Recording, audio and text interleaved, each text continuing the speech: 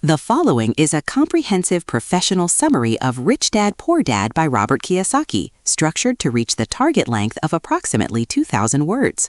This serves as an in-depth script or comprehensive analysis for your content. Rich Dad, Poor Dad, the Masterclass in Financial Literacy. Introduction, 2 philosophies, 1 life. Robert Kiyosaki's Rich Dad, Poor Dad is not merely a book about money.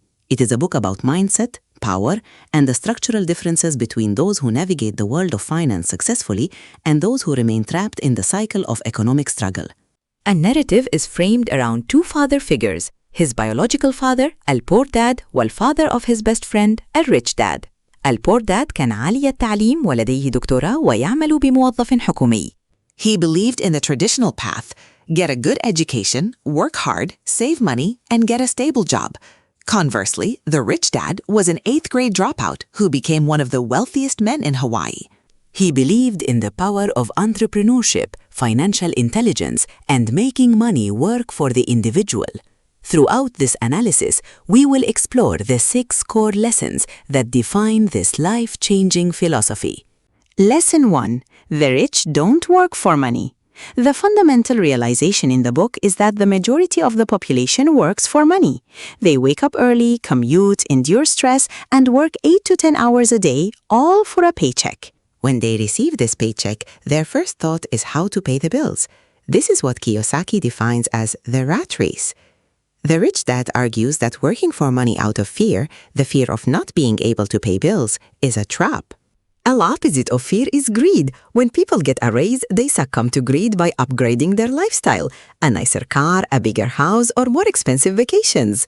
Their expenses rise in tandem with their income, leaving them exactly where they started, just with more responsibilities. To escape this, one must realize that money is a tool. The wealthy don't work for money, they force money to work for them. They create systems, invest in assets, and seek opportunities where their capital generates passive income. A mindset shift required here is moving from "I can't afford it" to "How can I afford it?" The former is a statement that ends the brain's engagement. The latter is a question that forces the brain to look for solutions, innovation, and income-generating strategies. Lesson 2. The importance of financial literacy. Kiyosaki makes a bold claim: it is not how much money you make that matters, it is how much money you keep. Most people focus entirely on their income, their salary, but fail to understand the relationship between income, expenses, assets, and liabilities. Without this understanding, even a high salary will not lead to wealth.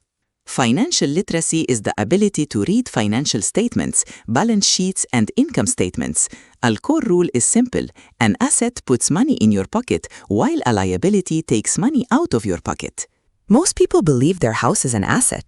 However, if it requires a mortgage payment, property taxes, insurance, and maintenance, it is a liability. It is a drain on your cash flow. True assets include businesses that don't require your presence, real estate that generates rent, stocks, bonds, intellectual property, and royalties. A reason so many people struggle financially is that they invest in liabilities thinking they are assets. By the time they reach middle age, their liabilities grow, their expenses remain high, and their savings are depleted. To build wealth, you must prioritize the acquisition of income-generating assets. You should only buy luxuries or liabilities after your assets have generated enough surplus cash to pay for them. Lesson 3. Mind your own business. في الاقتصاد الحديث, most people spend their entire lives working for someone else, the employer, the government through taxes, and the bank through interest. Kiyosaki يعوز readers to mind their own business. This does not necessarily mean quitting your job immediately. Instead, it means keeping your day job while simultaneously starting and nurturing your own assets on the side. Your profession is what you do for 40 hours a week to pay the bills. Your business is the portfolio of assets that will eventually provide you with financial independence. Many people are so focused on their profession that they neglect their business. As a result, they never build the foundation that will allow them to step away from their job. The wealthiest individuals are those who own their own assets, intellectual property, businesses, or real estate, while the working class trades time for money. If you want to become wealthy, you must be a business owner, not just an employee. Even while employed, you can start small. Use your spare time to research investments, start a small side venture, or acquire assets that provide cash flow. Lesson 4. The History of Taxes and Corporations.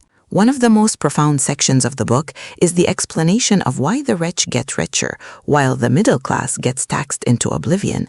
Historically, taxes were designed to punish the rich. However, the rich utilized a legal entity, the corporation, to protect themselves. A corporation is not a physical building, it is a legal document. When you work for a corporation as an employee, you earn money, pay taxes, and then live on what is left. When you own a corporation, you earn money, pay your expenses, and pay taxes on what is left over. This is a massive advantage. Corporations allow the wealthy to deduct business-related expenses before taxes are even calculated. They can use pre-tax dollars for travel, cars, technology, and insurance. A middle class, conversely, is taxed on their gross income before they see a single dime. Understanding the tax code and corporate structure is one of the pillars of financial IQ. It is not about avoiding taxes, it is about using the rules of the game to your advantage legally. Lesson 5. The rich invent money.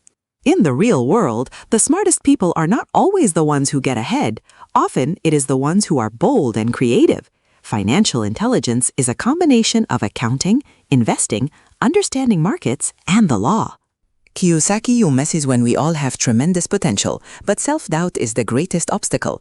Many people have the education and the intelligence to succeed, but they lack the confidence to take risks. They wait for the perfect time, which never arrives. A rich, however, understand that opportunities are not found with your eyes, but with your mind. They see things others don't. While the average person sees a market crash as a disaster, the investor sees it as an opportunity to acquire assets at a discount. They invent money by seeing value where others see risk, by negotiating deals that others are too afraid to approach, and by staying educated. The key is to start, fail, learn, and iterate. You cannot learn to ride a bike by reading a book. You have to get on the bike and fall a few times. Similarly, financial success is a practical skill developed through action. Lesson 6. Work to learn, don't work for money.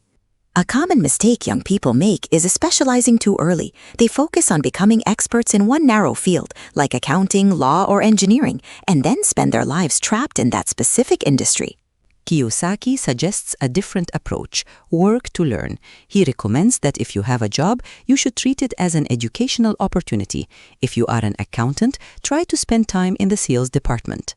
If you are a salesperson, learn about production and marketing. The goal is not to climb the corporate ladder, but to understand how the entire system works. The most important skills for success are sales, marketing, communication, and leadership. These are the skills that make a business function. If you are a great technician but cannot sell, you will not be a successful business owner. Be working in different departments or seeking mentors who have diverse skill sets. You build a well-rounded foundation. When the time comes to launch your own venture, you will have all practical experience in marketing or finance or operations necessary to sustain it. Overcoming obstacles. The poor avoid losing, the rich manage the risk. 2. A cynicism. Cynics often talk themselves out of opportunities. They focus on what could go wrong rather than what could go right. 3. Laziness. Paradoxian. Busy people are often the laziest. They keep themselves busy with trivial tasks to avoid the one thing they should be doing, focusing on their financial future. 4. Bad habits. Our lives are a reflection of our habits, not our education. Pay yourself first before you pay your bills. This forces you to be more creative in finding ways to cover your expenses and builds the habit of accumulation. 5. Arrogance. Arrogance is ego plus ignorance. When you are arrogant, you think what you don't know isn't important. Always be willing to learn and keep your ego in check. الطريق المتجه. التفاتر اليوم. A journey to financial freedom is a marathon, not a sprint. It requires a shift in how you view the world. Here is the path summarized for anyone looking to apply these principles. Audit your current situation. Identify your assets and liabilities clearly. Are you building your future or just paying for your present? Invest in education. Read books, attend seminars, and find mentors.